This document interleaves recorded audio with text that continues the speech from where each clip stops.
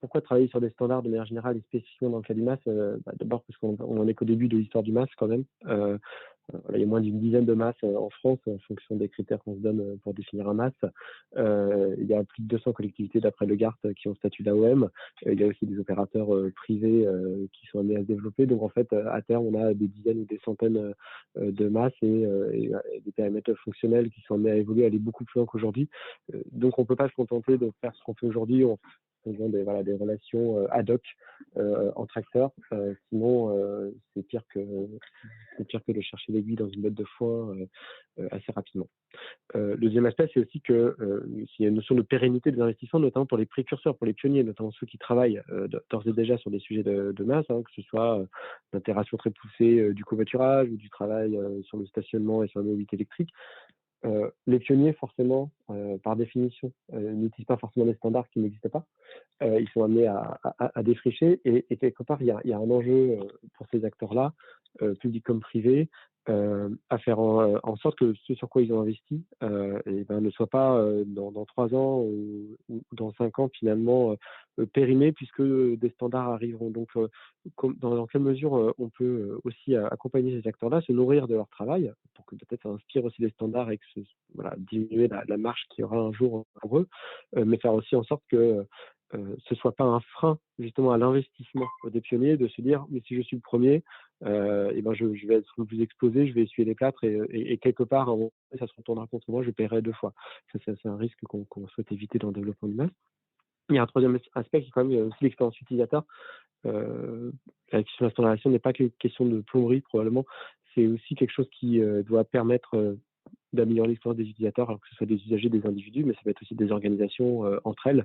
Faire des nouvelles choses, faire des choses différemment, faire des choses de mieux, c'est quelque chose qui compte et ça fait partie de la promesse non seulement du MAS, mais probablement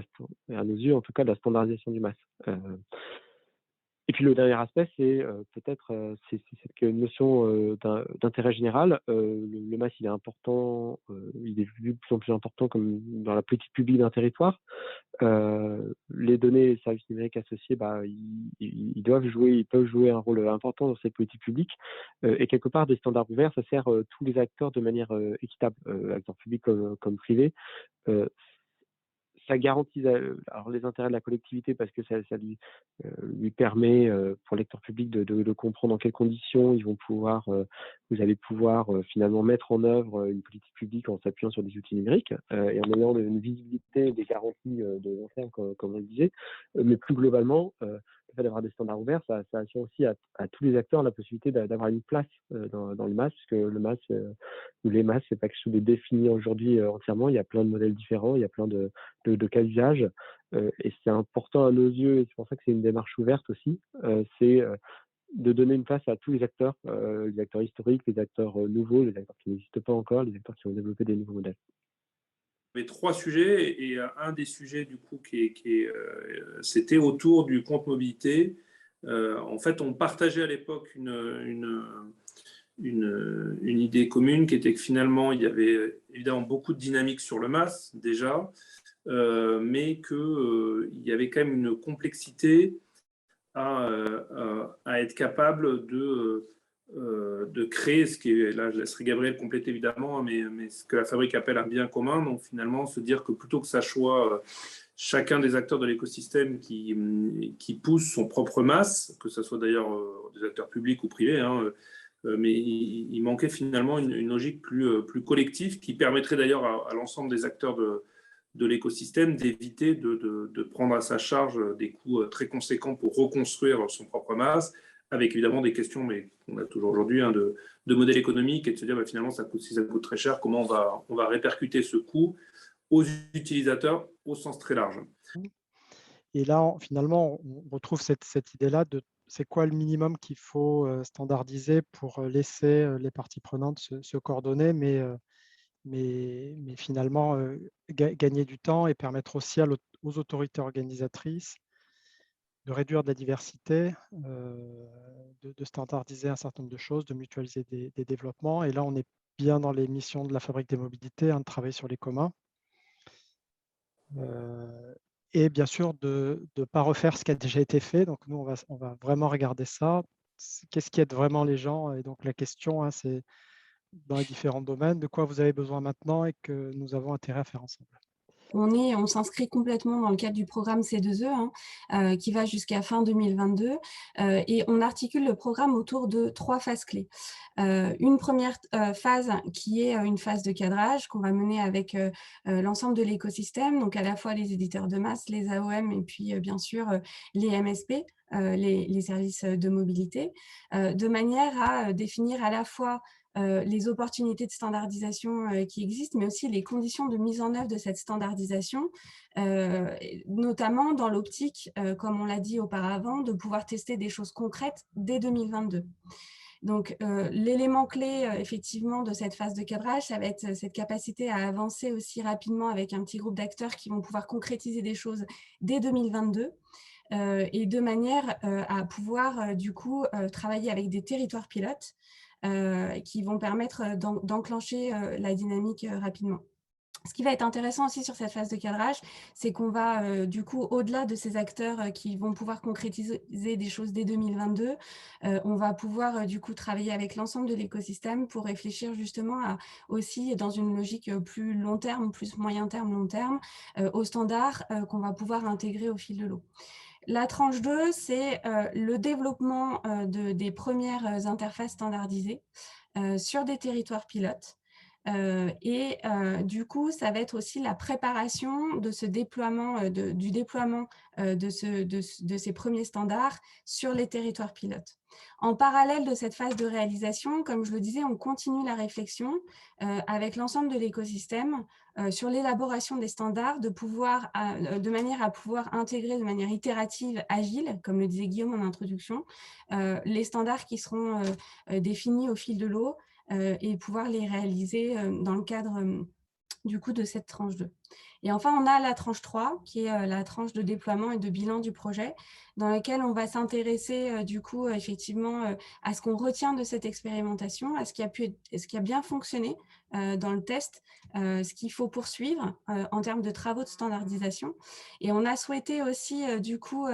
bien faire figurer une phase qui est au-delà de fin 2022, qui est la phase de pérennisation et de maintien finalement de ces communs, qui est cher aussi à la Fabrique des mobilités, et qui va être justement toute la réflexion autour de la bonne gouvernance du modèle de financement pour maintenir ces communs dans la durée. Comme le disait Ghislain tout à l'heure, tout ne s'arrête pas en 2022, sinon effectivement la démarche serait un peu vaine. Finalement, d'évoquer avec vous la manière dont on peut travailler ensemble, donc vous pouvez vous impliquer, et dans quelle mesure aussi le programme il peut être à votre service, en tout cas apporter des choses dans votre activité, hein, que ce soit pour déployer un MAS, pour intégrer vos propres services dans des MAS, ou pour créer d'autres choses qui sont en périphérie des MAS. Concrètement, il y a trois grandes manières de faire, et qui sont d'ailleurs qui peuvent se combiner, hein, qui ne sont pas forcément mutuellement exclusives. La première qui a déjà été évoquée par Vanessa, c'est une implication finalement de porteurs de projets, que vous soyez côté AOM, côté collectivité, vous êtes en train de déployer un MAS, et du coup là on a des choses à faire ensemble, mais aussi, ça concerne aussi des opérateurs de MAS ou des opérateurs de mobilité qui sont prêts d'ores et déjà finalement à utiliser ou à expérimenter des standards qui rendent possible le MAS, à travailler sur des notions de contre-mobilité et d'interopérabilité, et quelque part à ce qu'on travaille ensemble, non seulement en chambre, mais aussi dans l'action sur 2022 pour, comme l'évoquait M. Charifi tout à l'heure, finalement être dans ceux qui, alors pas en octobre 2021 parce que le code n'est pas encore là, mais à partir de janvier 2022 en tout cas, peuvent être dans cette logique de tester, utiliser, implémenter des outils et des standards qui sont l'objet du projet. Ça, c'est vraiment le premier format de contribution, donc une logique très, très active, et avec déjà une capacité finalement à court terme, parce que des projets sont déjà engagés, parce que vous êtes déjà sur des programmes de ce type, avec une expérience, finalement à être contributeur direct. Le deuxième mode de contribution, il s'adresse à la fois des territoires, mais aussi des acteurs de la mobilité qui sont justement déjà en train de travailler sur le sujet, qui quelque part en termes de réalisation sont en capacité de faire les choses en 2023, en 2024, donc ce qui est finalement pas dans si longtemps que ça, mais qui sont finalement plutôt sur des phases de conception d'un projet, de cahier des charges typiquement, ou alors qui sont en capacité d'intégrer à leur roadmap un opérateur de covoiturage, d'autopartage par exemple, qui est capable aujourd'hui de dire bah, moi je suis prêt à intégrer effectivement à ma roadmap produit le fait d'être compatible avec certaines interfaces standards. Et du coup, en 2022, et ben en fait, l'implication dans le programme lui permet en avance de phase déjà éventuellement de participer à la spécification de certaines interfaces qui vont le concerner, mais aussi d'être en avance de phase pour pouvoir finalement intégrer ces travaux et les rendre concrets en 2023. Dans le cas de l'AMI avec les territoires, ça veut dire aussi une capacité à travailler en commun vraiment dans les deux sens, c'est-à-dire nous, à travers l'écosystème avec lequel on travaille, amener à des collectivités partenaires une vision aussi complète de ce qui est en train d'être fait, des standards qui vont être disponibles, les outils qu'on va développer, comment ils peuvent, on va dire, dès maintenant, dès 2022, compter dessus pour 2023, et typiquement mettre dans un cahier des charges, je vais utiliser tel standard, je vais utiliser tel outil, parce que je sais qu'il va être disponible en 2022, donc en 2023, je peux le demander à mes partenaires, à mes prestataires. Donc c'est ce type de coopération qu'on peut avoir, et c'est dans les deux sens parce que bien sûr c'est aussi des acteurs comme pour le premier type d'engagement qui font déjà des choses, qui ont déjà développé une expertise et qui ont déjà des cahiers des charges, des demandes, des attentes. Et du coup la démarche de standardisation et d'outils concrets, elle doit répondre à ça en fait. Elle est pas dans les terres, hein, elle vise vraiment finalement à répondre aux attentes des uns et des autres et à faciliter les projets. Donc quelque part rien de mieux que de partir des projets aussi excitants et en cours pour s'assurer que ce qu'on fait est bien en train de répondre aux besoins. Et puis le troisième forme d'implication, hein, c'est une notion de communauté d'intérêt qui peut concerner beaucoup d'entre vous. C'est à la fois évidemment peut-être une notion d'information par rapport à ce qu'on fait dessus nos travaux, mais c'est aussi des sollicitations peut-être ponctuelles et thématiques dans une logique de guide de référence. Le guide de référence, c'est le complément du côté standard. Le standard et les outils, c'est finalement un plan technologique, technique indispensable. Le guide de référence, c'est ce qui fait le lien entre des politiques publiques ou des stratégies d'acteurs et le plan technique. Et en fait, le lien entre les deux, c'est que les choix qu'on fait en matière de standard, les choix qu'on fait en matière d'architecture, de technologie, ils rendent possible un certain nombre de choses. Au contraire, ils ne rendent pas possible d'autres choses. Du coup, comment on peut avoir un guide qui n'est pas simplement une documentation technique des standards, qui existe forcément, mais l'outil intermédiaire, notamment pour les décideurs, pour les concepteurs, qui donne accès à toutes les ressources thématiques. Et ça, c'est quelque chose qui à la fois, on va concevoir avec les acteurs les plus impliqués, qui ont déjà des projets, mais qu'on va aussi concevoir à partir finalement des attentes, des questionnements de ceux qui travaillent à plus long terme ou de manière plus périphérique sur le MAS, qui ont des questions, qui ont des attentes, qui ne sont pas forcément dans des projets spécifiques à très court terme, mais qui peuvent avoir cette contribution-là.